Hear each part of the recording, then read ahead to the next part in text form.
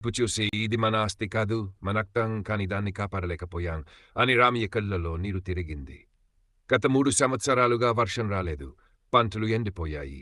అప్పు మాత్రం కొండలా పెరిగిపోయింది. బ్యాంక్ వాళ్ళు వస్తే ఇంటికి తాళం వేస్తాం, భూమి మా చేతిలోకి వస్తుంది అని బెదిరించారు. తల్లి పిల్లల ముఖం చూశారు. ఒక గింజ అన్నం లేక ఆకలితో బలహీనంగా కూర్చున్నారు.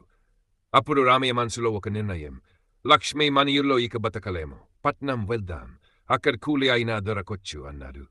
లక్ష్మి నిశ్శబ్దంగా తలపింది. ఒక చిన్న సంచిలో 2 వస్త్రాలు, కొద్దిగా ఆహారం పెట్టి పాపల చేతులు పట్టుకొని నడక మొదలు పెట్టారు. పాట్ల మధ్యలో దారిలో వేడెక్కిన మట్టి కాడ్లకు మంటలు పుట్టిస్తోంది. చిన్నరాజు అడిగాడు, నాన్న ఇంకా దూరమా? రామయ్య గొంతు ఆగిపోయింది. అబ్బా ఇంకాస్తేరా బిడ్డ అన్నాడు. తన మనసులో మాత్రం ఎంత దూరం నడిస్తే దుఃఖం తగ్గుతుందో అని ఆలోచించాడు. మధ్యదారిలో ఒక చెట్టు కింద ఆగారు.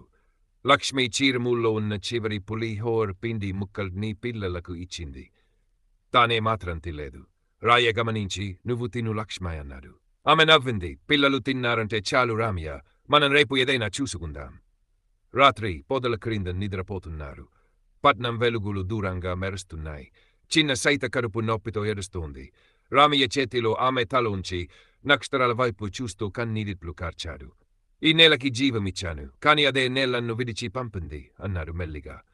తరువాత రోజు పట్నం చేరుకున్నారు. పెద్ద కవానాలు, బస్సులు, జనాల రద్దీ. కాని ఒక మనసు మాత్రం వారిని చూడలేదు. ఎవరు మీకు ఏం కావాలి అని అడగలేదు. చిన్న పిల్లలు రోడ్డు పక్కన నిద్రపోతున్నారు. రామయ్య ఆకాశం వైపు చూసి ప్రార్థించాడు. దేవుడా, నా పిల్లలకు కనీసం ఒక భోజనం దొరకే దినం చూపించు. ఇదే ప్రతి వలస రైతు కన్నీటి గాడ్. వీరు కేవలం భూమిని వీడిచి వెళ్దరు. తమ ఆశలను, తమ గర్వాన్ని, తమ ప్రాణాన్ని కూడా తీసుకెత్తారు. వారి కన్నీళ్లు మన మట్టిలో కలుస్తాయి. మన భవిష్యత్తు పంటలుగా మొలుస్తాయి.